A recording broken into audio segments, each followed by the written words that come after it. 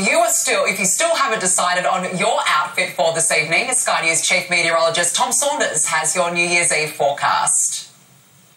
Will rain spoil New Year's Eve celebrations 2018? Well, for most of the country, the answer is definitely no. We have a ridge of high pressure through southern Australia, but this trough will trigger some storms today through eastern Victoria and through southern and central New South Wales. They're only isolated. They're mostly along the ranges, so it's only probably a slight risk for Sydney's coastline tonight. And by midnight, most of them have cleared, perhaps the exception being the central inland of New South Wales around the ranges in the central west. Heavy rain, though, for northern Queensland thanks to a developing tropical cyclone. And the heatwave continues. We're up to day 8 of this heatwave. Maximums over 40, that red shading, and it will be a very warm night tonight. Minimum temperatures will be above 30 at midnight. It's even over 35 degrees through the interior. The only areas below 20 degrees at midnight, indicated by the blue, the southern coastline, Tasmania, and small parts of the ranges. Minimums tonight, over 20 for the east coast. The mid-teens for the southern coastline tonight. That's comfortable enough. Now, for the first day of 2019, a warm and sunny day for most of Australia. Temperatures around 30 for the south, but still climbing over 40 across the interior tomorrow.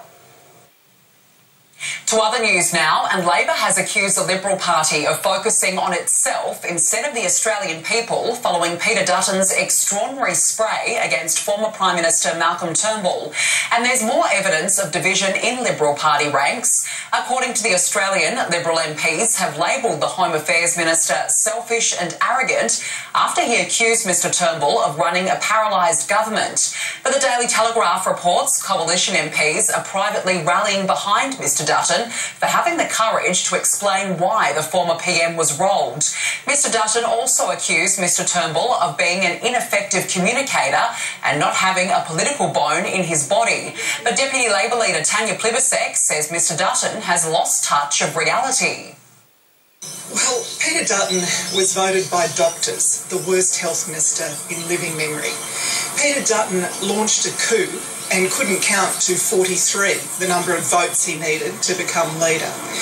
Peter Dutton continues to forget that Malcolm Turnbull has consistently been more popular personally than the Liberal Party of Australia has been with the Australian voters.